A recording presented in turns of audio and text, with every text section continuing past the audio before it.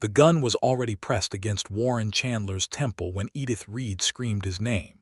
She screamed it raw, from the bottom of her lungs, from the deepest place inside her, where everything she had buried for 6 months had been quietly burning. The saloon fell silent. Every man within those warped wooden walls turned to look at her standing in the doorway with mud on her boots, and her dark hair loose around her shoulders and tears cutting clean lines through the dust on her face. Fletcher Gaines held the pistol steady. He did not even flinch when she screamed. He just smiled, slow and satisfied, the way a man smiles when a trap he spent months laying finally snaps shut. "I told you she'd come," Fletcher said to Warren, his voice almost gentle. "I told you that all I had to do was take something you loved, and she would walk right through that door and hand herself over." Warren's jaw was tight. His hands were raised to shoulder height, steady as stone, but his eyes found Edith across the room and something moved through them that she had never seen before. Not fear, not even fury. Something that looked dangerously close to grief, because he understood, the same way she understood, that Fletcher had planned this with the kind of patience that bordered on obsession, and that they had walked into it with their eyes open and no other choice. Edith. Warren said her name like a warning and a prayer folded together. "I know," she said. "I know," Fletcher laughed. And in the half-second that Fletcher's eyes moved to her with that terrible, pleased laugh still on his lips, Warren moved. She would think about that moment for the rest of her life. The way he moved when the odds were almost entirely against him. The way he chose her again, without hesitation. But to understand how they had arrived at this moment, with a gun at a good man's head and a woman standing in a doorway ready to sacrifice everything, you had to go back to the beginning. You had to go back to the morning Edith Reed arrived in Caldwell, Kansas, with a carpetbag in her hand, a letter of introduction in her coat pocket, and the specific kind of desperation that only sets in when a woman has run out of every other option. It was April of 1882, and Caldwell sat on the edge of the Kishom Trail like a man sitting on a fence he hadn't quite decided to climb down from. It was a cattle town, a trading town, a town where fortunes were made and lost between sunup and sundown, where the streets turned to rivers of mud when it rained, and the dust blew so thick in summer that you breathed it like air. It was not a beautiful town, but it was alive, in the way that frontier towns are alive, with a raw and urgent energy that no eastern city Edith had ever lived in could replicate. She had come from Cincinnati, Ohio. She had come because her father had died and left debts instead of an inheritance, because the small millinery shop where she had worked for 4 years had closed, and because a woman alone in 1882 did not have many paths forward. She had seen the advertisement in a newspaper that a friend had passed to her with the corner folded down, the way women pass such things, quietly, without quite meeting each other's eyes. The advertisement had read, "Rancher in Caldwell, Kansas seeks capable woman aged 22 to 35 for partnership in matrimony. Must be of sound constitution and willing temperament. Correspondence welcomed. References required." It had been placed by a man named Harold Briggs. Edith had written to Harold Briggs. Harold Briggs had written back.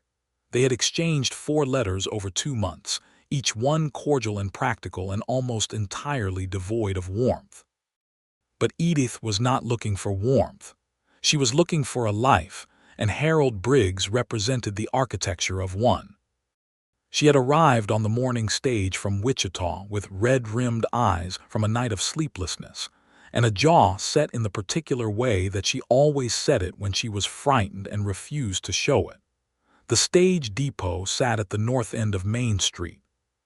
She stepped down onto the boarding platform and looked at Caldwell, and Caldwell looked back at her. Or rather, the dozen or so men leaning against posts and rails and storefronts looked at her with the open, unhurried appraisal that frontier towns bestow upon any newcomer, and particularly upon a young woman alone. She was 26 years old. She had dark brown hair she kept pinned up with a precision that had survived even the overnight stage ride. She had gray eyes that people frequently mistook for blue, and a face that was not classically beautiful, but was striking in the way that faces with strong bones and real expression are striking. She was tall for a woman of her era, nearly 5'7", and she stood straight because her mother had taught her that a straight spine was the only armor available to a woman of limited means. Harold Briggs was not there to meet her. She waited 45 minutes on the platform with her carpetbag at her feet, and the sun climbing steadily, and the dust beginning to settle in the folds of her traveling dress. Then she picked up her bag and walked into town to find the sheriff's office, because a sheriff would know where Harold Briggs lived, and a woman standing on a platform waiting for a man who did not come had to do something. The sheriff's office was a low, sand-colored building on the west side of Main Street with a sign above the door that was slightly crooked. The door was open. She knocked on the frame out of habit, and the man sitting at the desk looked up. He was not the sheriff. He was, she learned shortly, the deputy. His name was Warren Chandler. He was 32 years old, though she did not know his age yet. He was lean and broad-shouldered in the way of men who work with their bodies, but do not seek to be admired for it. He had dark hair that was a little too long and needed cutting, and brown eyes that were direct without being aggressive, the kind of eyes that assessed without performing the act of assessing. He had a quality of stillness that she noticed immediately, the way you notice stillness in a place that is usually full of noise. He stood when she came in, which she also noticed, because not all men bothered. "I'm looking for Harold Briggs," she said. "I was meant to meet him at the stage depot and he wasn't there. My name is Edith Reed. I've traveled from Cincinnati." Something passed over Warren Chandler's face. It was quick, and she was too tired and too focused to read it clearly, but it was there. "Miss Reed," he said, "would you like to sit down? I would prefer to find Harold Briggs." "I understand that, but I think you should sit down first." She sat. What he told her, carefully and without embellishment, was that Harold Briggs had collapsed in his own barn 3 days prior. The doctor believed it was his heart. He had been transported to the hospital in Wichita. Whether he would survive was, as of the last word they had received, uncertain. Edith sat very still while Warren told her this. "His foreman is running the ranch," Warren said. "A man named Dale Pickett. He's reliable. The ranch operation itself is intact. But Harold Briggs may be dying." "Yes, ma'am." She looked at the crooked sign in the window. She looked at her hands in her lap. She had $4.30. She had a carpetbag.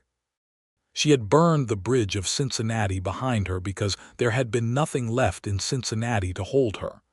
"Is there a boarding house in this town?" she asked. "Mrs. Hartwell runs one on Oak Street. It's clean and she's fair with her rates." "How long would you estimate before we know something definitive about Mr. Briggs?" Warren paused. "Could be a week, could be less." She nodded once, stood, picked up her carpetbag, and said, "Thank you for your time, Deputy." She was almost out the door when he said, "Miss Reed." She stopped.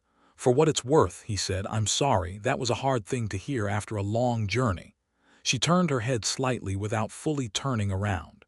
"Yes," she said, "it was." And then she walked out into the dust and the sunlight of Caldwell, Kansas, and she did not let herself cry until she reached the far end of the block. Mrs. Clara Hartwell was exactly the kind of woman that frontier towns produce in abundance: practical, weathered, sharp-eyed, and fundamentally decent. She was 53 years old, had buried a husband and a son, and ran her boarding house with the efficiency of a general and the warmth of a grandmother. She took one look at Edith Reed, at the straight spine and the red-rimmed eyes and the carpetbag and the too careful way she stated her business, and she gave her the best room at the back of the house that caught the morning light, and charged her 40 cents a week less than the posted rate. "Don't argue," Mrs. Hartwell said when Edith opened her mouth.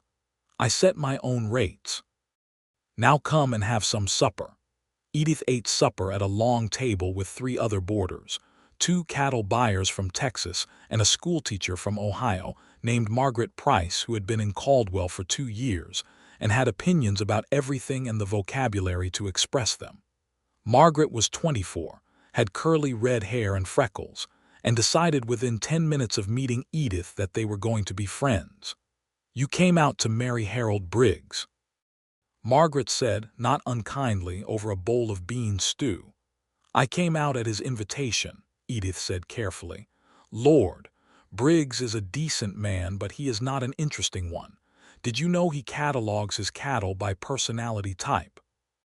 "I did not know that. He sent me a letter once to complain about the schoolchildren making noise near his fence line. It was 3 pages long and very thorough." Despite everything, Edith almost smiled. That night she lay in her room with the morning light already faintly promising in the east, and she worked through her situation with the methodical clarity that she applied to all problems when she could not afford the luxury of panic. She had enough money for perhaps 10 days at the boarding house. She could potentially find work. Margaret had mentioned the school needed a part-time aide, but any work she found in Caldwell would be temporary, and she needed something permanent. She could write to Harold Briggs in Wichita, but what would she say? He had not intentionally abandoned her. She could return to Cincinnati, but return to what? She did not sleep much. But she made a plan, because making a plan was what she did, and in the morning she went looking for work. It was during the search for work that she crossed paths with Warren Chandler for the second time. She was coming out of the general store where she had inquired about the possibility of bookkeeping when she nearly walked directly into him on the boardwalk. He caught her by the elbow reflexively, steadying her, and let go immediately. "Miss Reed," he said, "good morning. How are you settling in?" "I'm looking for work," she said, because there was no point in pretending otherwise. He did not look surprised. He looked, if anything, thoughtful. "What kind of work are you able to do?" "I kept books for a millinery shop for 4 years. I have a neat hand and I am accurate with figures. I can teach, though I'm not formally credentialed. I can sew. I can organize." She paused. "I am useful, Deputy. I simply need someone to recognize that." He looked at her for a moment with those direct brown eyes. "The sheriff's office keeps its own records," he said, "and they're in a state of disaster. The last deputy before me had the organizational instincts of a dust storm. I don't have the time to sort them. It doesn't pay much, but it's something if you want it." She looked at him. "You're offering me work." "I'm offering the sheriff's office a records clerk. The sheriff would have to approve, but he's a reasonable man." "Why are you doing this?" He did not look away. "Because you seem capable and you've been put in an unfair position." She thought about it for approximately 4 seconds. "I'd like to meet the sheriff," she said. Sheriff Tom Abernethy was 57, had a white mustache so spectacular it had its own reputation, and cared about 2 things above all others: the order of his town and the quality of his coffee. He interviewed Edith for 12 minutes, looked at a sample of her handwriting, and hired her on a temporary basis at $1.50 per week. "Get those back records sorted," he told her, "and we'll discuss whether it becomes something regular." She spent the first 3 days in the back room of the sheriff's office, surrounded by piles of papers and leather-bound ledgers that were, as Warren had promised, in a state of genuine chaos. She sorted and indexed and cross-referenced and created a system that was clean and intuitive. And by the end of the 3rd day, she had done 6 months' worth of backlogged filing, and Warren Chandler had started bringing her coffee in the mornings. He brought it without comment, set it on the corner of the table where she worked, and returned to his own duties. He did not linger, but he came back. On the 4th day she asked him why the records were so disorganized, and he told her about Deputy Cal Morris, who had preceded him, who had been thorough about his law enforcement duties but constitutionally allergic to paperwork. "Where is Cal Morris now?" she asked. "Dead," Warren said. 18 months ago." She waited because there was clearly more. He was quiet for a moment, looking at the coffee cup in his hand. "He was my friend," he said, "before he was my predecessor. We worked together for 2 years. A man named Fletcher Gaines shot him during what was supposed to be a routine argument over a cattle deal gone wrong." He paused again. "It wasn't routine." "What do you mean?" "I mean it was planned. Gaines wanted Morris out of the way. Morris had started looking into some business. Gaines was running outside of town, moving stolen cattle through the territory, skimming off drives, intimidating smaller ranchers into selling cheap. Gaines saw him coming and removed the obstacle. And Gaines was never held accountable. Warren's jaw tightened just slightly. Not yet. She heard the weight of those two words. Not yet. They were carrying something heavy. She did not push, because she could see he was not finished carrying it alone and would not welcome help until he chose to put it down. What she did not know then, what she would only understand much later, was that Warren Chandler had come to Caldwell specifically because of Cal Morris. They had grown up together in a small town in Missouri, had both drifted west in their 20s, had spent years working cattle and learning the particular brand of frontier justice that the law in 1882 was still largely working out on the fly. When Cal died, Warren had ridden to Caldwell, pinned on a deputy's badge, and begun the slow, patient, meticulous work of building a case against Fletcher Gaines that would hold up under a judge and not simply result in a gunfight and another unmarked grave. He had a dark past in the sense that all men who have lost someone to violence carry it, not as a dramatic secret, but as a weight in the chest that changes how you breathe. He had secrets not in the sense of shameful things hidden, but in the sense of a purpose he had not shared broadly, because sharing it would endanger the work and endanger anyone close to him. Which was why, when Edith Reed arrived in Caldwell and began working 20 feet from his desk every day and bringing a particular kind of order and quiet intelligence to everything around her, it was both the worst possible timing and something he could not seem to stay away from. They talked, those first weeks, in the measured, careful way that two people talk when they are both intelligent enough to know what proximity is building toward and sensible enough to be cautious about it.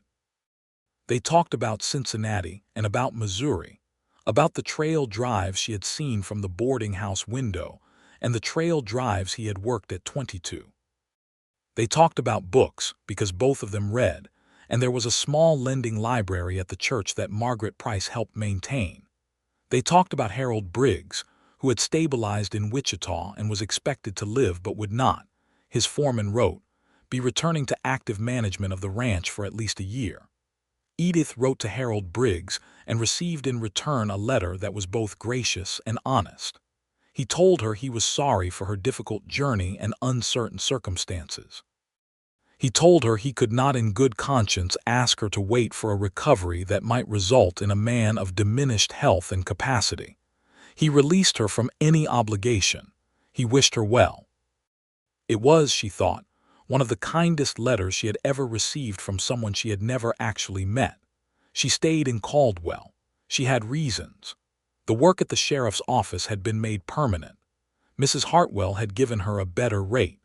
Margaret Price had become a genuine friend, the first real friend she had made since a girl named Alice Mercer in Cincinnati who had moved away in 1879 and with whom she had gradually lost correspondence. She was building something, small and still fragile but real. Those were the reasons she told herself. The reason she did not examine too closely was that in the mornings when she came into the back room and Warren Chandler set a cup of coffee on the corner of her table without a word, something in her chest unclenched, and she had not realized until it stopped how tight it had been. It was May now, and the weather was warming fast. The Kishom Trail was moving cattle north in a great lowing river and Caldwell was busier and louder, and the jail saw more occupants on Friday and Saturday nights. Warren worked long hours and came back sometimes with dust on his coat and a tired line around his mouth that softened when he looked at her, and she was sure he did not know it softened. One evening in mid-May, he stayed late doing reports, and she stayed late because she was reorganizing the warrant files, and neither of them mentioned that they were both still there when the street outside went quiet. He brought her a second cup of coffee at 7 in the evening and sat down across the table from her for the first time instead of simply setting down the cup and leaving. "Can I ask you something?" he said. "You can ask," she said, which was her way of saying yes without committing to answering. "Why did you agree to come out here, in the first place, to marry Briggs?" She looked at him over the rim of her cup. "I imagine for the same reason most women in my position do. Limited options and a desire for a life that is more than managing someone else's hats." Was that the whole of it? She was quiet for a moment. "I think I also wanted to be somewhere that was not where I had been. My father died last year. He and I were not close, but his death was the end of a particular chapter, and I did not want to begin a new chapter in the same room." He nodded slowly. "I understand that. Do you?" He looked down at the coffee cup. "I came to Caldwell to be somewhere I had reason to be. Cal Morris was that reason. Before he died, he was working on something. I intend to finish it." "Fletcher Gaines," she said quietly. He looked up, sharp. "I've said his name to you before." "You did, and I have ears." She paused. "Is that why you're here, to bring Gaines to account for what he did to your friend?" He held her gaze. "Yes." She let the silence settle for a moment. "How close are you?" "Close. But he's careful and he has people watching for him, and any move I make too early will scatter the evidence before I can collect it." He paused. "I don't say this to many people. I won't repeat it. I know you won't." He said it simply, as a statement of fact, as though it had already been established. She looked at him and he looked at her, and the lamp on the table between them was burning low and the street outside was completely quiet now, and she thought, "This is the moment when something changes." She could feel it the way you feel weather coming. "Warren," she said. It was the first time she had used his given name. He went very still. "I am not unaware," she said carefully, "of what has been building between us. I want to name it rather than pretend it isn't there, because I have found pretending to be an enormous waste of time." He was quiet for what felt like a very long time. "I think you should know," he said at last, "that what I'm doing here is dangerous. Gaines is not a man who is only dangerous to people who underestimate him. He is dangerous to people around anyone who is working against him. I understand that. Edith." He said her name the way you say something rare and precious that you are not sure you are allowed to have. "I am not in a position to offer you safety." "I didn't ask you for safety," she said. "I asked you to acknowledge what is between us." He looked at her for a long moment. And then he reached across the table and covered her hand with his, and it was the simplest gesture in the world, and it landed on her like sunlight after a long winter. "It's there," he said. "I acknowledge it." She turned her hand under his and held it. "Good," she said. "Now let's talk about how to finish what you came here to do." They talked for 2 more hours in that small, lamplit room, and by the time she walked back to Mrs. Hartwell's boarding house under a sky so thick with stars it looked solid, something in her had reorganized itself around a new center of gravity.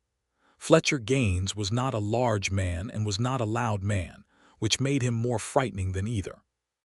He was 41 years old, sandy-haired, fine-featured, with pale green eyes that assessed everything with the quality of a ledger, measuring profit and loss. He ran a cattle brokerage operation that was legitimate on the surface and rotten underneath. And he had enough money and enough fiat currency in the county that most people who knew the truth of his operation kept their mouths carefully shut. He also had a particular genius for gathering information about his enemies, which was why, approximately 2 weeks after the lamplit evening in the sheriff's office, Fletcher Gaines rode into town and stopped at the window of the hardware store where Warren was buying rope and nails. "Chandler," he said pleasantly. Warren looked up. "New records clerk over at the sheriff's office," Gaines said, still pleasantly. "Pretty woman, came out from Ohio." Warren said nothing. "You ought to be careful," Gaines said, "who you let get close to your business," and he rode on. Warren came directly to the sheriff's office. Edith was at her table with a pen in her hand and looked up when he came in with that particular expression that meant something had happened. He told her about the exchange. She set down the pen very slowly. "He was warning you." "Yes. He already knows you're building something against him.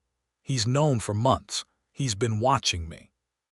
He's waiting for me to make a mistake or come at him without enough evidence to make it stick." She looked at the window.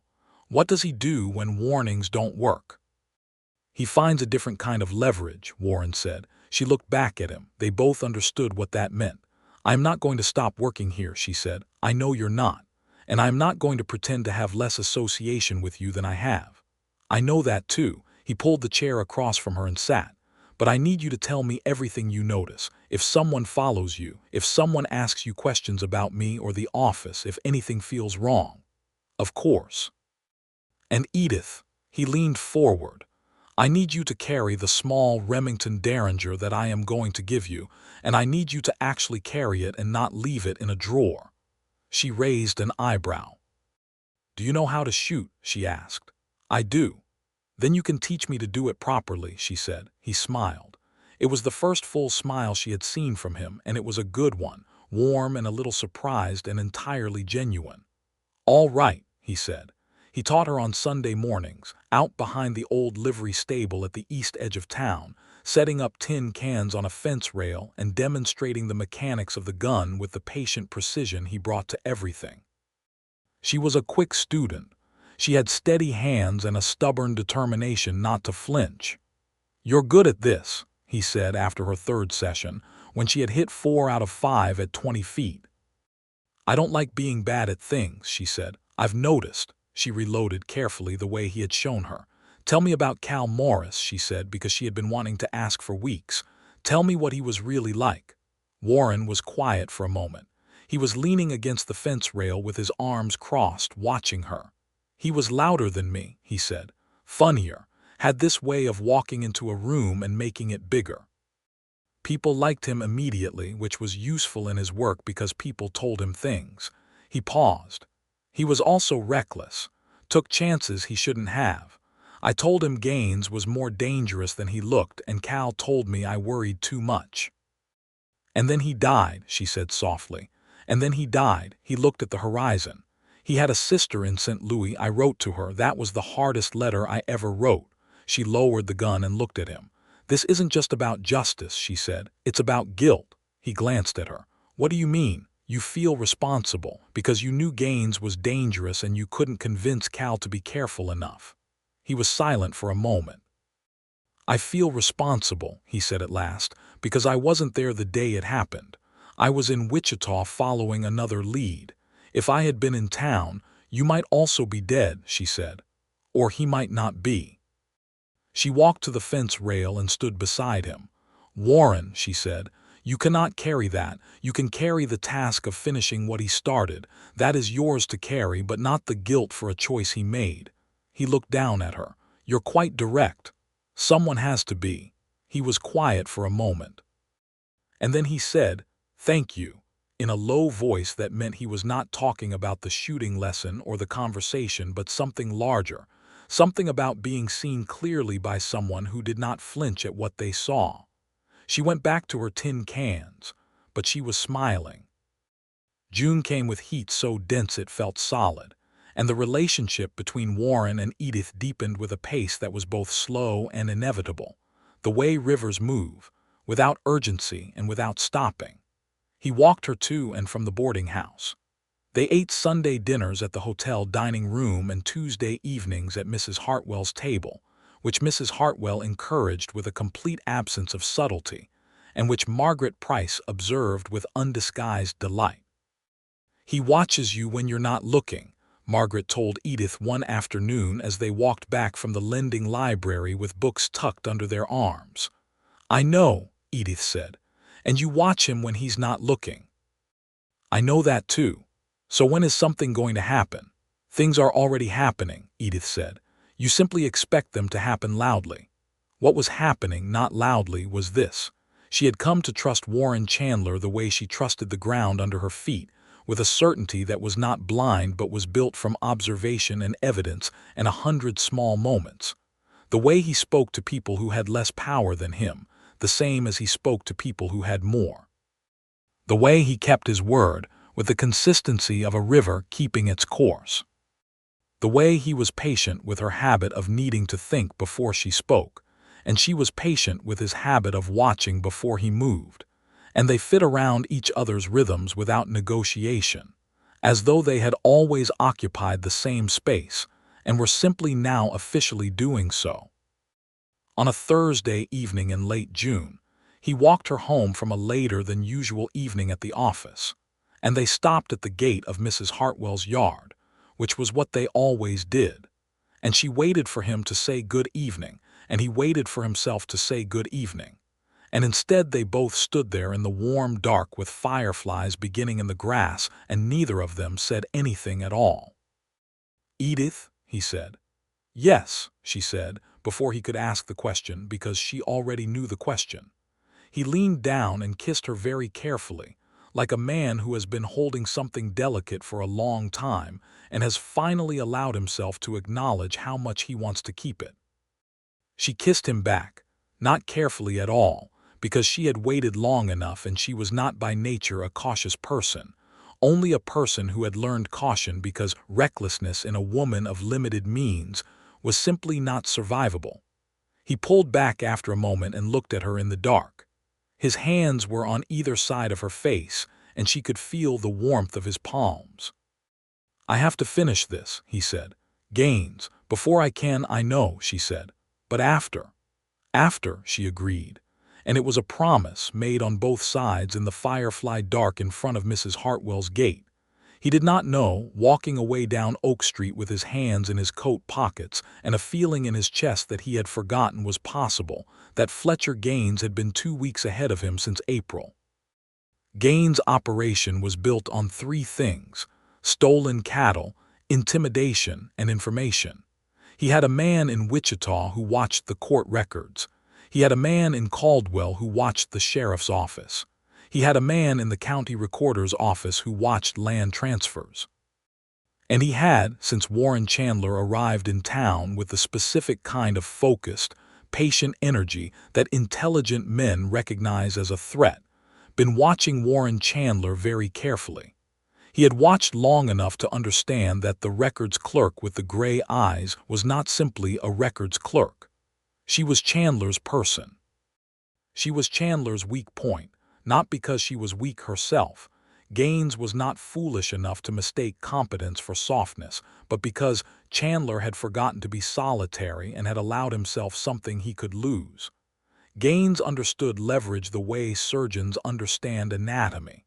He began to plan. The plan had 3 stages. Stage 1, create a reason to get Edith out of Caldwell without raising Warren's alarm. Stage 2, get Warren to follow her. Stage 3, finish what Gaines had been putting off for a year and a half, the removal of the threat that Deputy Warren Chandler represented to his operation. For Stage 1, he used Harold Briggs. In early July, Edith received a letter. It purported to be from Harold Briggs, now recovered somewhat and managing his ranch from a chair, requesting her assistance with a critical accounting matter that had arisen from his illness period records. The letter was gracious and specific and offered to pay her quite well for a week's work at the ranch, which was 7 miles south of Caldwell. She brought the letter to Warren. He read it and set it on the table. "Briggs has a foreman who handles accounting. He says the foreman has made errors during the illness period that need an outside eye. Did this letter come through the post?" "Yes." Warren looked at the letter. Then he looked at her. "Does the handwriting match the other letters from Briggs that you have?" She had not thought to compare. She went to her room and brought back Harold Briggs' previous letters. They spread them on the table and looked. The handwriting was similar but not identical. The previous letters had a particular backward lean to the capital letters that this one did not replicate. "Someone forged this," Warren said. She looked at him. "Gaines. He's trying to get you out of town and away from me. He was already moving, taking his coat from the hook.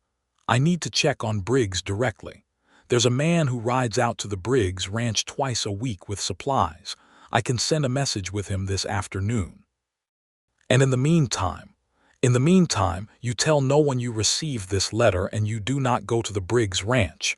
She nodded. She held the letter between her fingers and thought about Fletcher Gaines with his pale green eyes and his ledger-quality assessment of the world, and something cold and clear settled in her. "Warren," she said, "if Gaines is moving, it means you're close." "Yes." "How close?" He came back to the table and sat across from her, leaning forward. He was close enough that she could see the specific brown of his eyes, warm, dark like creek water in summer. "I have 3 statements. from ranchers who sold land cheap under pressure from Gaines' men. I have a cattle company in Abilene that is prepared to testify that animals they reported stolen passed through a broker connected to Gaines. And I have a Cheyenne man named Simon Bear Robe who worked briefly for Gaines and is willing to testify about how the operation ran, because Gaines cheated him badly enough and long enough that he is no longer afraid. That sounds like a case. It's almost enough. The marshal in Wichita agrees. He's waiting for one more piece. A document linking Gaines directly to the stolen herd from last October. I believe it's in Gaines' office. In his building. Yes, she looked at him. So you need to get into his office. I need a legal reason to get into his office. He paused. Or someone who can get in without me. She understood what he was not saying. No, she said. I wasn't suggesting. You were thinking it. He closed his mouth. Then, I was thinking about it as a theoretical option that I would never actually pursue, because it would put me in direct contact with Gaines, because I will not use you as an instrument. She looked at him for a long time. She thought about Cal Morris and the unmarked weight Warren had been carrying for 18 months. She thought about the ranchers who had sold their land cheap under intimidation, the families who had lost livelihoods, the man named Simon Bear Robe who had been cheated and threatened, and who had found enough courage to stand up anyway. She thought about what it meant to be complicit through inaction when you had the capacity to act. Tell me about the office, she said. Edith, tell me about the office, Warren. He looked at her. Something moved across his face, something complicated and proud and afraid. It's in his brokerage building on the south end of Main Street. He keeps it locked. He goes to dinner at the hotel every Friday evening at 6 and does not return to the building until after 8. Does he have a man who watches the building? One man, who has a habit of stepping into the alley behind the Lucky Star for a drink at about 6:15.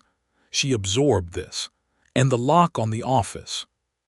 Standard pin tumbler. I could give you a pick, though it takes practice. Or, she said, I could ask Dale Pickett, who manages Briggs Ranch and who therefore has legitimate business with Gaines Brokerage, to make a Friday appointment and arrive early and ask to wait. And when Gaines leaves for dinner, I can ask Pickett to step out for a moment on a pretext and take a very quick look. Warren stared at her. That is a better plan than mine. Yes, she said. It is. It took 4 days to set up, and the whole time Warren moved around her with the particular restless energy of a man who knows he should not worry about someone capable, and is worrying anyway. He was short-tempered in the way of people who are frightened and cannot admit it, and she was patient with it because she understood it, and once when they were walking back from the office in the evening and he was quiet in the wrong way, she stopped in the middle of the street and turned to him. Say it, she said. What? Whatever you are not saying. He looked at the street. He looked at her. If something happens to you because I brought you into this, you didn't bring me into this. I chose to step into it. That doesn't make it better. She took his hand. It was the middle of Main Street in broad fading daylight and people walked around them and she did not care. Warren. I am not a fool and I am not reckless and I am not doing this because I want to be a heroine. I am doing this because it is the right thing to do and because I am capable of doing it without making it worse. He looked down at their joined hands. I know, he said. Then trust that. He looked at her and something in the restless energy settled, not completely, but enough. I trust you, he said. Completely. It's Gaines I don't trust.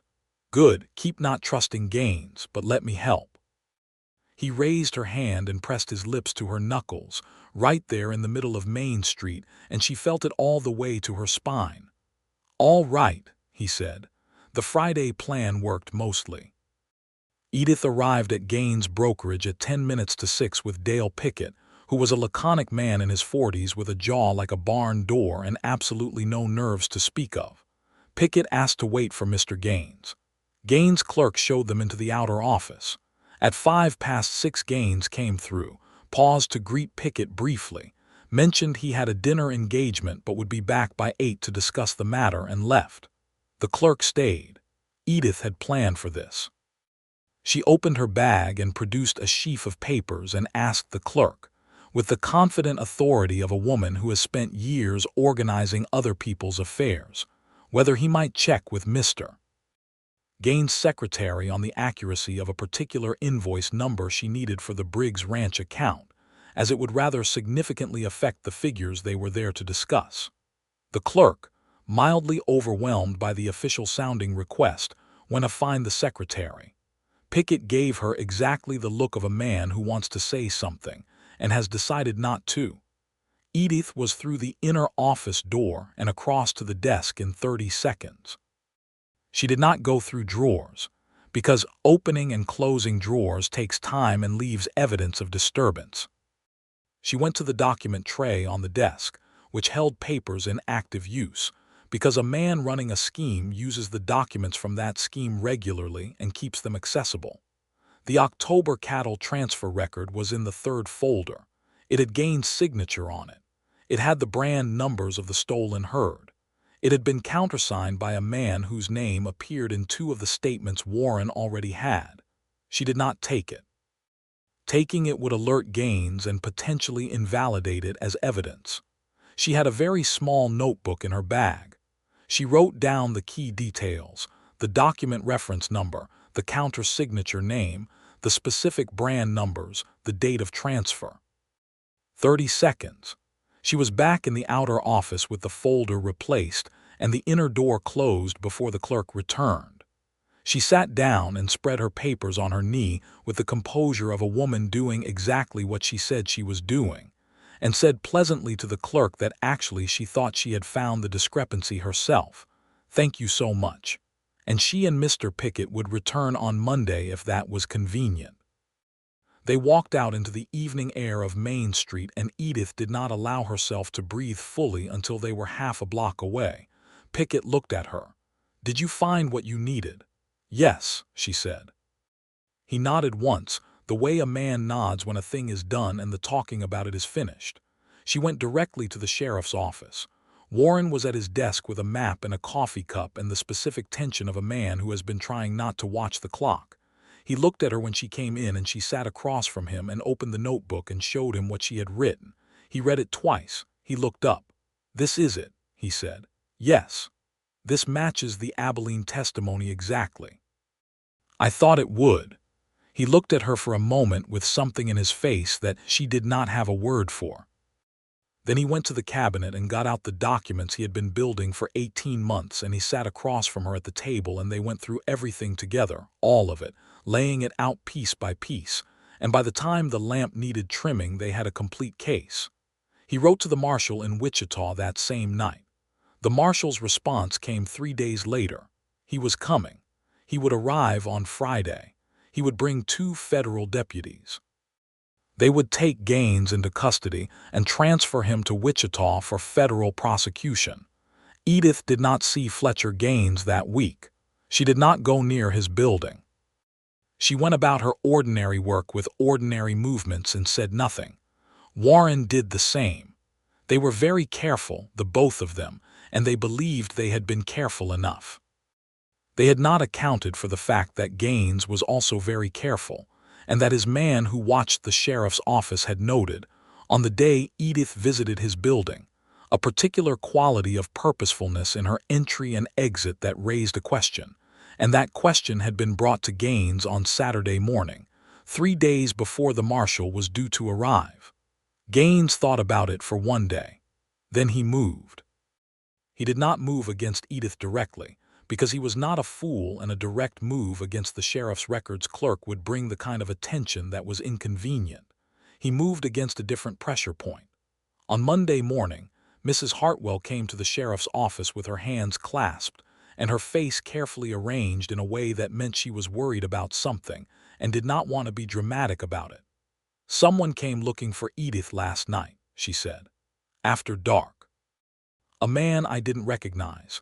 He said he had a message for her from a friend in Cincinnati." Warren was on his feet. "I told him she was in for the evening, and I didn't disturb boarders after 9, Mrs." Hartwell continued. "He was polite enough about it, but there was something about him." "What did he look like?" Warren asked. She described him, Warren's jaw tight, It was a man he knew, a man who ran errands for Gaines. He turned to Edith. "He's watching. He knows something. He may just be confirming that I have connections to Cincinnati," Edith said carefully. "It might be unrelated." "It's not unrelated." He went to the window and looked at the street. "He's going to move before Friday." She came to stand beside him. "The marshal arrives Friday morning. Gaines doesn't know that, but he knows enough to feel the walls closing." She looked at the street with him. The street was ordinary, busy, full of the regular Tuesday morning commerce of Caldwell. "What does he do when he's cornered?" she asked.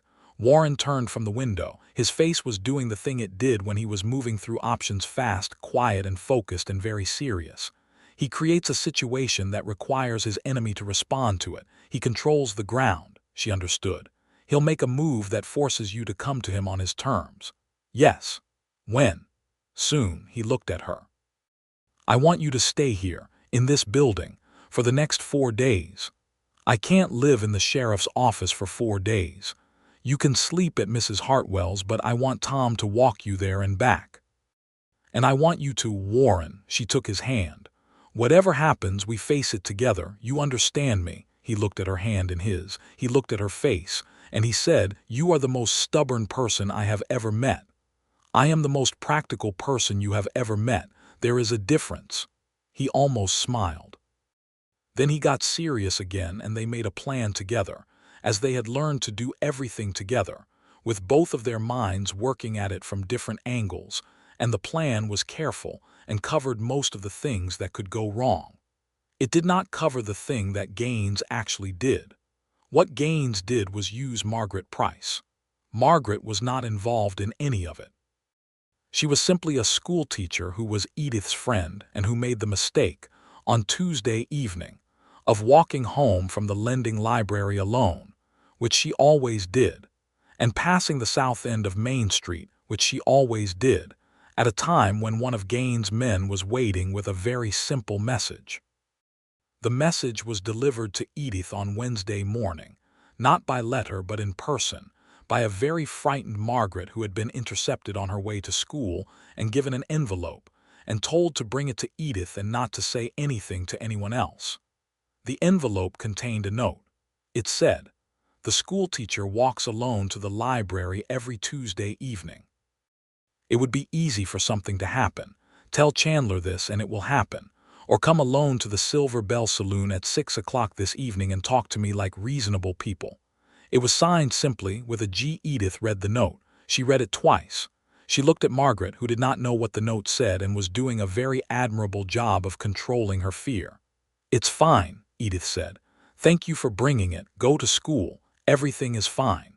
She waited until Margaret was gone. Then she sat at her table for approximately 4 minutes and thought very carefully about what to do. She could show the note to Warren immediately. That was what she should do. That was what they had agreed, and she trusted Warren completely.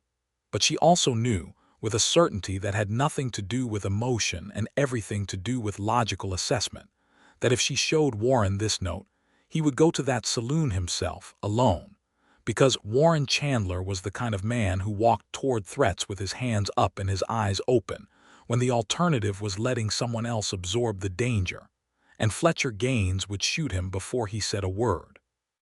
She knew this because she understood how Gaines thought, and she understood that Gaines had been planning this from the beginning, using her to bring Warren to a place of his choosing, and if Warren knew about the note, he would walk through that door and into that trap.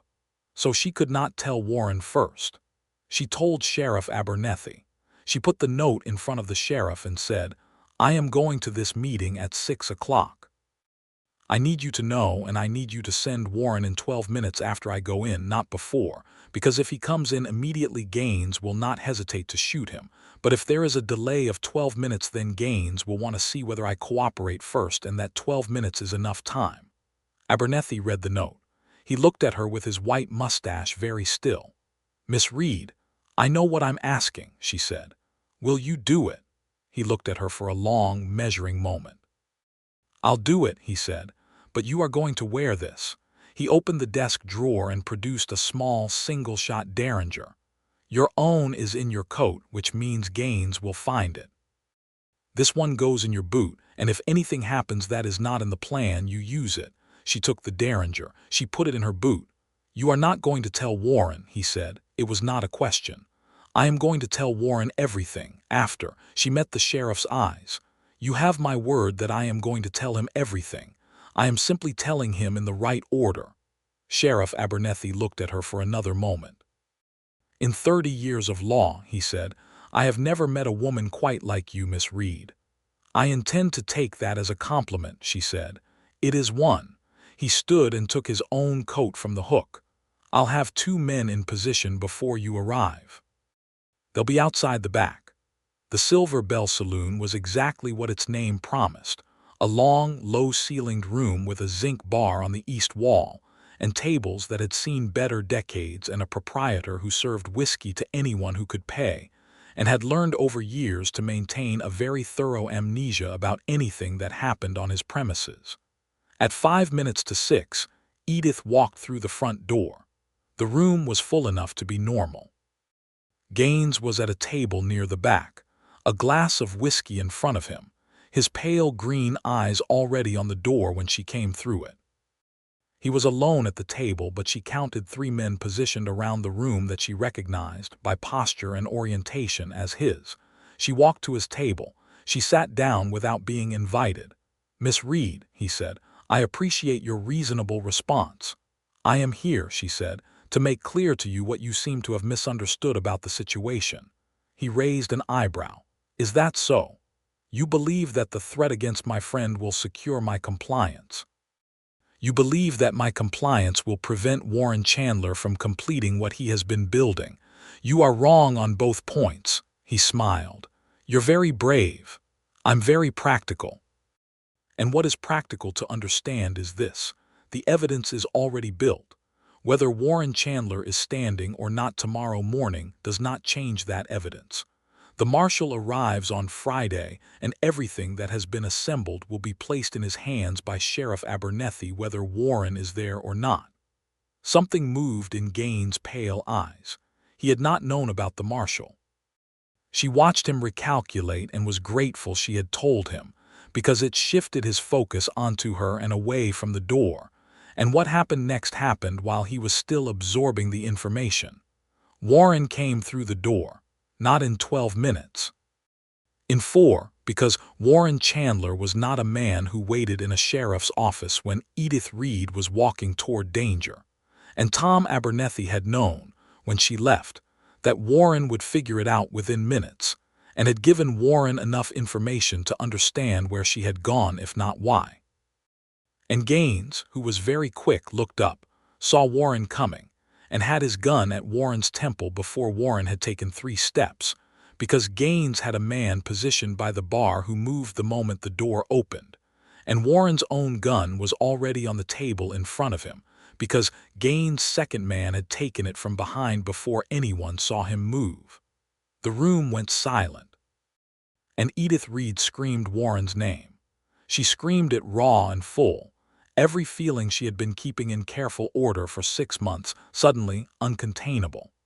The sound of it was what saved them, because Gaines had prepared for many things but not for the way Warren Chandler looked at Edith Reed across that room with something so absolute in his face that it reset every calculation Gaines had made about leverage and control.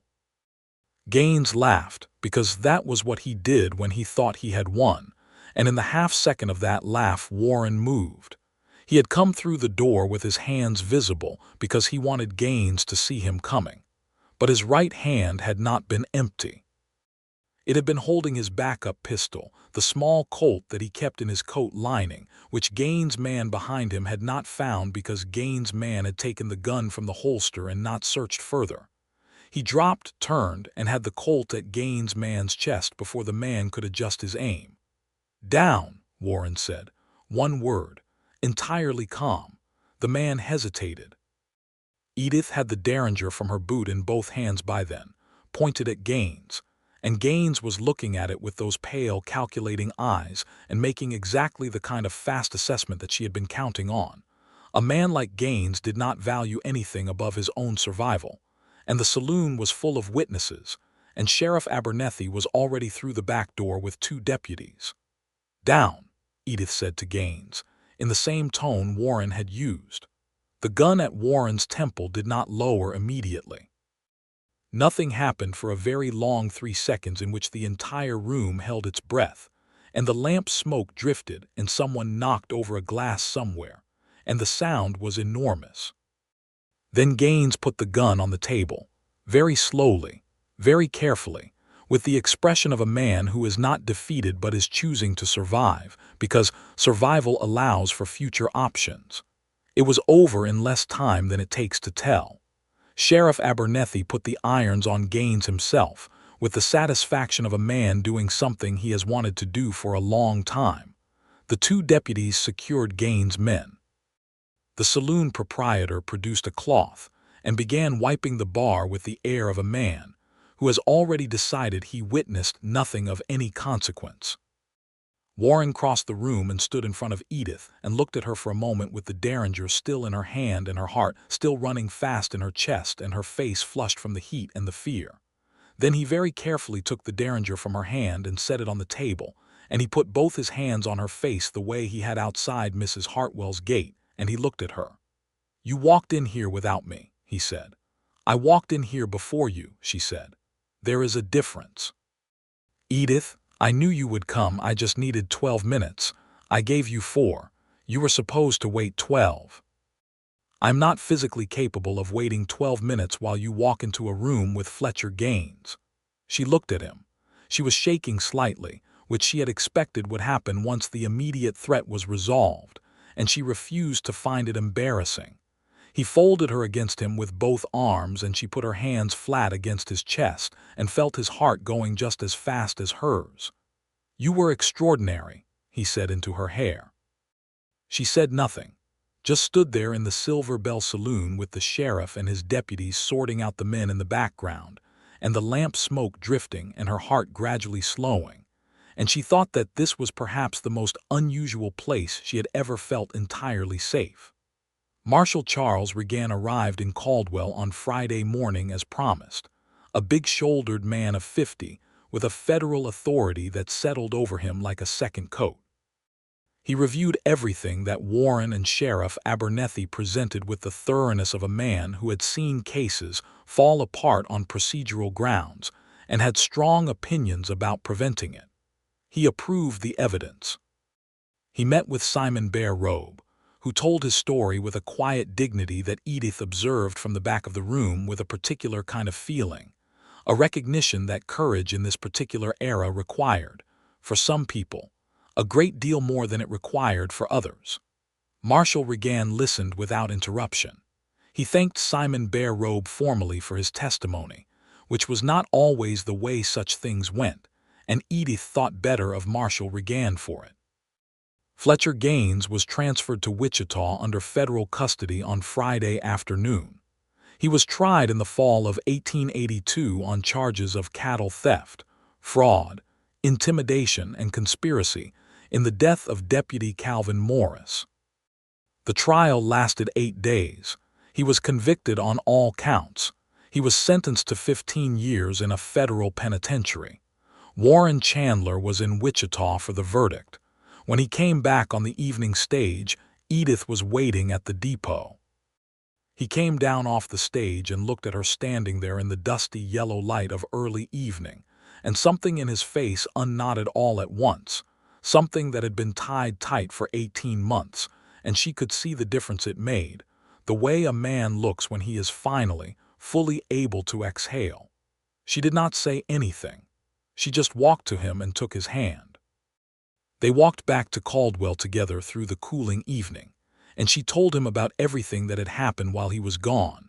Mrs. Hartwell's new boarder who had an opinion about everything and argued with Margaret at supper. The cattle drive that had come through and blocked Main Street for 3 hours. Sheriff Abernethy's spectacular acquisition of a new hat that he was very proud of, and that was slightly too small. All the ordinary life of the town. And he listened to all of it with the attentiveness of a man who understands what ordinary life costs and is grateful for every piece of it. When they reached Mrs. Hartwell's gate, he stopped. She looked at him. He reached into his coat pocket and brought out a small ring. It was silver, with a tiny blue stone that caught the last light. He held it between his fingers and looked at her. "I know," he said, "that the circumstances of how you came to Caldwell were not what you planned, and I know that nothing that has happened since has been anything like what you expected. And I know that I am not a man who has given you an easy time, because I was carrying a great deal of things that were mine to carry, and I was not always graceful about it." She waited. "But I also know," he said, "that you are the most remarkable person I have ever known, and that these past 6 months have been the first time in years that I have understood what it means to be in the right place, and I would very much like it if the right place continued to include you, always." She looked at the ring. She looked at him. "Warren," she said. "Yes." "Are you asking me?" He exhaled. "Will you marry me, Edith?" She looked at this man who had brought her coffee without comment for weeks before he could bring himself to sit across from her. This man who had been patient with her practicality and steady with his care and brave in ways that she would always remember. Not the dramatic bravery of the saloon, but the ordinary bravery of grieving and continuing, of showing up and being honest about the weight he carried. This man whose brown eyes were currently looking at her with a vulnerability that she knew cost him something, because he was a private person and vulnerability was not natural to him, but he was choosing it because she was worth choosing it for. "Yes," she said. He put the ring on her finger. Then he kissed her, not carefully and not on the cheek properly, with both hands on her face and her hands on his chest, and the fireflies starting in the grass, and Mrs. Hartwell watching from the window, with an expression of profound satisfaction that she would later describe to anyone who asked as simply having been in the right place at the right time. They were married in October of 1882 in the Caldwell church, on a bright cold morning with the cottonwoods yellow, and the sky the particular deep blue of Great Plains autumn. Margaret Price was Edith's witness, and her matron in everything but name. Sheriff Abernethy walked Edith down the aisle with the air of a man who has been waiting for this moment for months, and is extremely pleased with himself about it. Simon Bear Robe, who had come to Caldwell to sign some final legal documents related to the Gaines trial, stayed for the wedding at Edith's invitation, and she was glad he was there. Warren stood at the front of the church and watched Edith come down the aisle, and did the thing that people who knew him said they had never seen him do in 32 years of being Warren Chandler. He smiled so wide and so full that Tom Abernethy later said it changed the whole temperature of the room. The vows, they said, were the traditional ones, but they meant them in the specific, earned, particular way that people mean words they have tested against reality and found to be true. To love and cherish, through danger and uncertainty and the specific trials of a life built on a frontier. To trust, which they already had, and to honor, which they already did. The reception was at the hotel dining room, which Mrs. Hartwell and Margaret had decorated with autumn branches and white ribbon, and which half of Caldwell attended because Warren had become well-liked in a quiet way, and Edith had become well-liked in a decisive way, and people were happy for them in the genuine, uncomplicated manner of a town that needed its good news. They danced. Warren was not a natural dancer, and he told her so beforehand, with a directness that made her laugh. And she said she would lead if he preferred, and he said absolutely not, which was predictably stubborn and endearing. He was not a natural dancer, but he was a precise one, which meant that after 2 dances he was doing it correctly if not gracefully, and by the 3rd dance he was doing it correctly and looking at her instead of his feet, which she counted as a complete triumph. Sheriff Abernethy danced with Mrs. Hartwell, who was secretly an excellent dancer and gracious enough to make him look better than he was. Margaret danced with the new schoolteacher who had arrived in September from Kansas City, a mild-mannered man named Arthur Doone, who had been looking at her with admiring caution since he arrived, and Edith caught Warren's eye across the room, and they shared a look that said without words, That is a matter to watch with interest. They moved into a small house on the eastern edge of Caldwell that Warren had rented through the summer and purchased outright in September. A modest, well-built place with 2 rooms downstairs and 2 up, a kitchen that got good morning light, and a yard with a cottonwood tree and enough space for a kitchen garden. Edith had organized and furnished it with the specific efficiency she brought to all projects, and Warren had painted the kitchen the particular shade of cream that she had described and he had found, which touched her more than he knew. The first morning she woke up in that house as his wife, she lay still for a moment listening to the sounds of it, the wind against the glass, the distant sound of cattle from a drive passing through, the bird song from the cottonwood.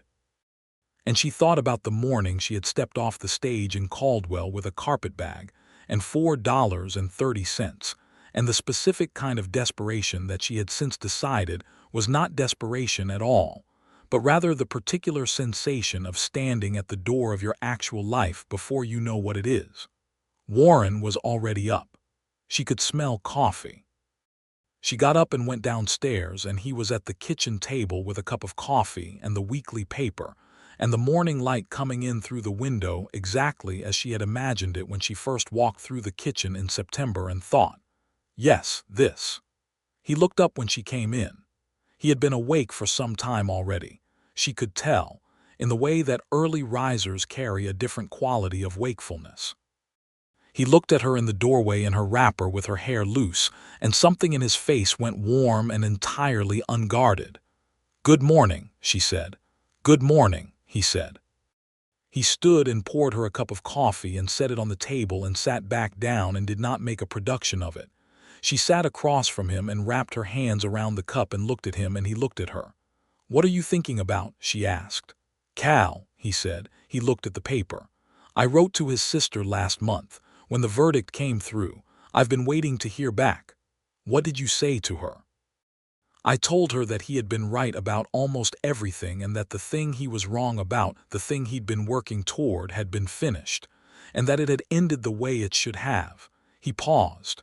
"I told her about you." She looked at him. "What about me?" "I couldn't have finished it without you, that you were the reason the last piece came together." She was quiet for a moment. "You didn't have to do that." She should know. He would have liked knowing. He looked at the window. He would have liked you enormously. He liked people who said exactly what they meant. Rare quality in his assessment. He thought so. Warren glanced at her with the small, private smile that she was beginning to understand was his most real one. "Mine too, before you." She held his gaze. "Before me," she said. "And now I am apparently the luckiest man in Caldwell, Kansas, which Tom Abernethy will remind me of until one of us dies." She laughed, and the sound of it filled the kitchen, and the morning light came through the window and landed on the table between them, and outside the cottonwood tree moved in the October wind, and it was ordinary and perfect and entirely enough. The letter from Cal's sister arrived 3 weeks later. Her name was Dorothy Morris, and she wrote from St. Louis in a careful, clear hand. She thanked Warren for everything he had done.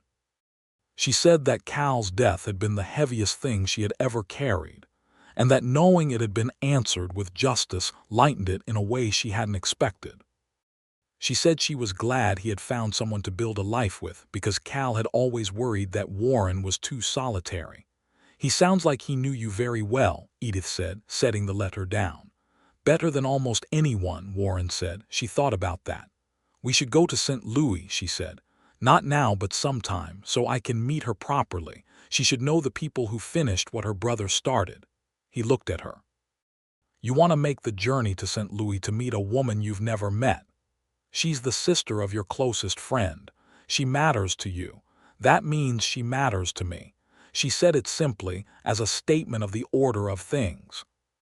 "We'll go in the spring when travel is easier." He was quiet for a moment. "All right," he said. "We'll go in the spring." He said it the way he had said all right to everything she had proposed since the beginning, with the particular tone of a man who is not agreeing because it is easier but because he is genuinely in agreement and trusts the proposal.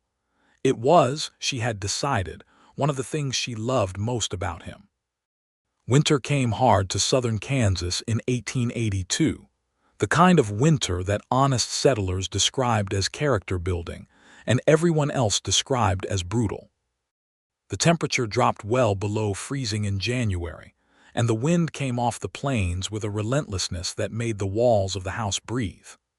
Warren kept the woodpile high, and Edith discovered that she could make a very adequate bean stew and a less adequate but improving biscuit, and they spent evenings by the stove with the lamp lit and books open, and the particular intimacy of a house in winter, close and warm and complete. She still worked at the sheriff's office through the winter months, 3 mornings a week, because Sheriff Abernethy said the records would immediately revert to their previous state of disaster without her, which was probably true, and because she liked the work and liked having it. Warren did not suggest she stop. He simply made sure she had good boots for the walk and a good coat, and when the weather was particularly bad he walked with her, which she allowed because she liked walking with him. In February, she was sick for 2 weeks with something that Mrs.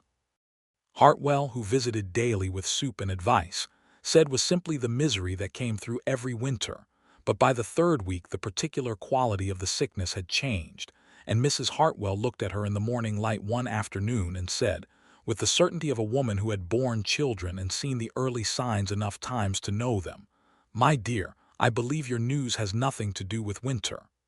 Edith was quiet for a moment. Then she said, "Oh." "Is that a pleased oh or an alarmed oh?" Mrs. Hartwell asked. Edith thought about it carefully. She thought about the house with the morning light in the kitchen and the cottonwood in the yard. She thought about Warren at the breakfast table with his coffee and his paper and his private smile. She thought about the life she was building, piece by piece, from the materials of her own choosing. "Both," she said, "in equal measure," she told Warren that evening. She sat across from him at the kitchen table and told him directly without preamble because that was how she told important things. He was very still for a moment. She watched his face, the way information settled into it and reorganized. Then he reached across the table and took her hand. "How are you feeling?" he asked. "Tired, somewhat green in the mornings, otherwise functional." He looked at their joined hands. "Are you frightened? A little, are you?" "Yes," he said with the directness he had learned from her. "A little and extremely glad," she smiled. "So am I." He raised her hand and held it against his mouth for a moment, not quite a kiss, just a press of warmth, the way you hold something precious. "We'll be all right," he said. "We are already all right," she said. "We'll be more so." Spring came in early April of 1883, warm and gradual, the prairie grass greening from the south up, and the wildflowers appearing first in the low places near the creek. Edith's kitchen garden got a late start because of a cold snap in mid-April that she argued with characteristically, planting the hardy things first and nursing the tomatoes on the windowsill until the nights warmed, and the garden that resulted by July was a source of considerable pride and also considerable vegetables that she shared with Mrs. Hartwell and Margaret. They made the journey to St. Louis in late May, when Edith was well along in her pregnancy but still comfortable traveling. Dorothy Morris was a woman in her early 40s, quieter than she had imagined from the letter but warm in a way that made itself evident gradually, like a fire that takes a moment to catch but burns steady once it does. She looked at Warren with the eyes of someone who had known him in the context of his grief and was glad to see him in another context, and she looked at Edith with open gratitude. "He said in his letter that you were the most competent person he had ever encountered," Dorothy said to Edith over dinner on the first evening. "He is biased," Edith said. "He is also accurate," Dorothy said. Cal always said Warren's greatest weakness was that he underestimated what he needed from other people. He said someday someone would come along that Warren wouldn't be able to underestimate. She looked at Edith steadily. He was right. Edith looked at Warren, who was looking at his plate with an expression that suggested he was extremely aware of being talked about. He was right, she agreed. They stayed for 4 days and came home with Dorothy's promise to visit in the fall. A promise she kept, arriving in Caldwell on the October stage with a carpetbag, and a determination to be useful that Edith recognized immediately and approved of completely. Their son was born in August of 1883 in the bedroom of the house on the east edge of Caldwell, with Mrs. Hartwell and the doctor both present. He was born at 4 in the morning with the particular insistence of a child who has a strong opinion about his own arrival. He was healthy, and had his father's dark hair and his mother's gray eyes, and a pair of lungs that he deployed with enthusiasm. Warren sat in the chair by the bed with the baby in his arms in the early morning light, and Edith watched him look at this small person he was holding with the same quality of focused, steady attention that she had come to love about everything he did, and she thought that this was perhaps the truest version of him she had ever seen. "What do you want to name him?" Warren asked without looking up from the baby. They had discussed names. She had a list. "Calvin," she said. He looked up then. His face was very clear. "Edith, it fits him," she said, "and it's a name worth carrying." Warren looked at the baby for a long moment. "Calvin Warren Chandler," he said quietly, trying the weight of it. "Yes," she said. He nodded. "Just once." And then he looked at the baby again, and the expression on his face was something she would keep in her memory forever, the way grief and joy can occupy the same moment without diminishing each other. Calvin Warren Chandler grew with the same unstoppable energy as the Caldwell Prairie in spring, and Edith and Warren grew with him and around him. Warren eventually left the deputy position in 1885, when he and a partner purchased a small cattle operation south of town, running a clean and well-managed spread that earned a reputation for reliable quality in a region where reputations took years to build. Edith continued to manage books for several local businesses, finding that her skills were in steady demand, and she ran the household accounts for their ranch with the same precise intelligence she brought to everything. Margaret Price married Arthur Doone in the fall of 1884, a development that neither of them had rushed, and that both of them approached with the thoughtful deliberateness of two people who knew their own minds. The wedding was smaller than Edith and Warren's had been, but no less joyful, and Edith stood with Margaret as her witness and caught Warren's eye across the church, and they shared the wordless look of two people who remember the night of Margaret's first supper with Edith and the patient trajectory of things. Dorothy Morris moved to Caldwell in 1886, having found St. Louis, after her visit, suddenly less interesting than it had previously been. She taught at the school alongside Margaret, who by then had 2 children of her own and was navigating the specific heroics of teaching while mothering, and the 2 women became close friends in the way that capable women in small towns do when they recognize each other. Simon Bear Robe settled eventually in Indian Territory to the south, where his testimony and his willingness to stand publicly against Gaines had given him a particular kind of standing among people who paid attention to such things. Warren corresponded with him periodically, and Edith always included a line in the letters, because Bear Robe's courage had been as essential as anything else in the eventual resolution, and she believed in naming that clearly. Calvin was 4 years old when Edith and Warren had their second child, a daughter they named Louisa, who arrived with the same dark hair and a decisiveness about her opinions that both parents recognized immediately as familiar. "She is entirely yours," Warren told Edith, watching Louisa reject, at 6 months, the particular rattle that Calvin had loved, with an expression of thoughtful assessment. "She is entirely ours," Edith said. "She simply knows her own mind." "From birth, as does her father," Edith said, and Warren laughed. The laughter between them had deepened over the years into something that was almost a language, shorthand for everything they had been through together and everything they were still building, the jokes that were only funny to them, and the moments of perfect shared understanding, and the comfort of being fully known by someone who chose you knowing exactly what they were choosing. There were difficult years, as there always were on the frontier. The drought of 1886 was hard on the cattle operation, and they tightened their spending with the practical stoicism that Edith in particular was very good at. A bad winter in 1887 took 2 of their horses, and they grieved them practically and found replacements in the spring. Warren had a bout of fever in the summer of 1888 that frightened her more than she showed him, and she sat with him through the worst nights and was honest with the doctor and kept her fear in a compartment where it would not slow her down. He recovered. He looked at her when the fever broke, in the thin morning light of a July day, and said, "You haven't slept." "I slept some," she said. "Edith, don't argue with me about this," she said. "I was precisely where I chose to be." He took her hand. He looked at her for a long moment. "I know," he said. "I know you were." The sheriff's office hired a new deputy in 1888, a young man from Missouri named James Cole, who reminded Warren of himself at 25, in the way of men who carry the specific focused energy of a purpose they are still working out.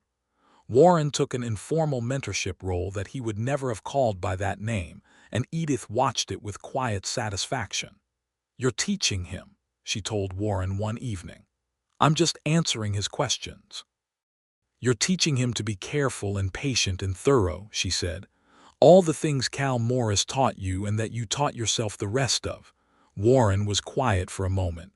"I told him about Cal, about why those things matter." "Good," she said.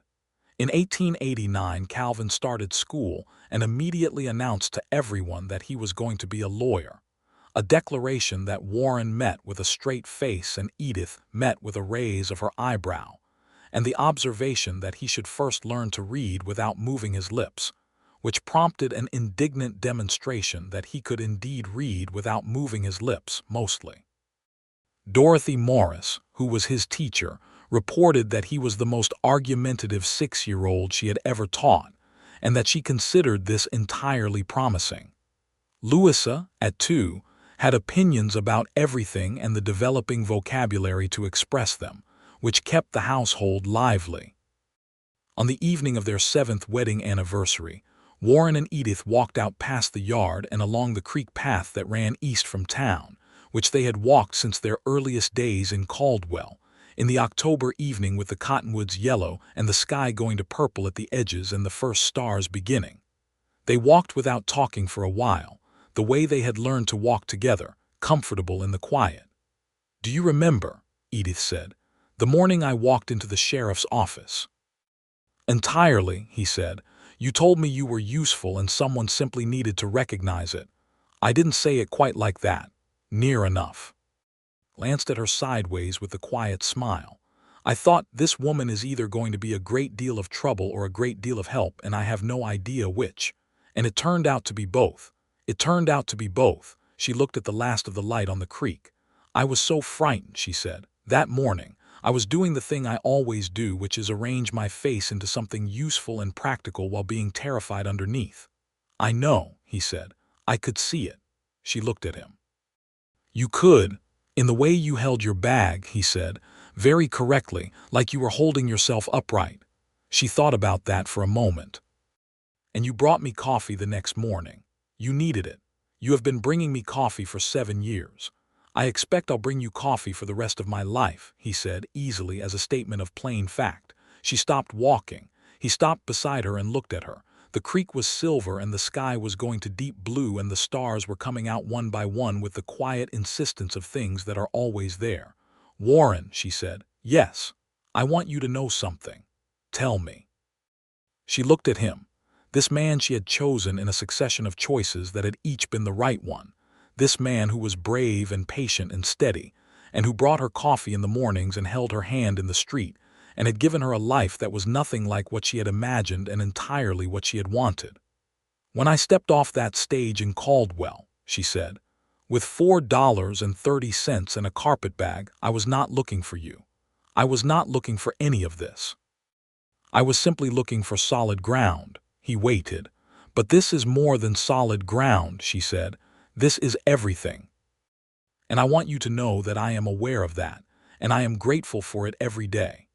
He looked at her in the October dark with the stars coming out, and something moved through his face that she had first seen in the saloon that terrible evening.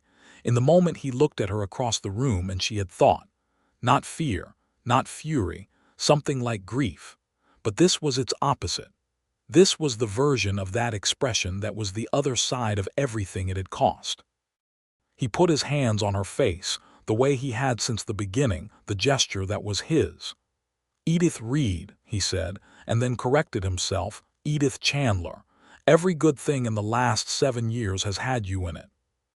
"I don't know how to say that more clearly." "You said it clearly," she said. "Good." And he kissed her in the October evening by the creek, gently and thoroughly, the way you kiss someone when you have all the time in the world and the full intention of using it. Above them the stars continued to appear, one by one, the sky filling in from the edges, and the creek went on its way. And somewhere in the house on the east edge of town, a lamp was burning in the kitchen window. And inside the house Calvin was arguing with Dorothy Morris about a book, and Louisa had fallen asleep in her chair. And the cottonwood in the yard was turning gold. And the life they had built was full and whole and continuing to build. Not dramatically, but the best way, steadily, day by day. With care and courage, and the specific grace of two people who knew exactly what they had and chose it every morning with complete conviction. Warren took her hand and they walked back toward the light of the kitchen window, their steps easy and unhurried on the familiar path, and the evening settled around them like something finished, like something fully, completely, beautifully arrived.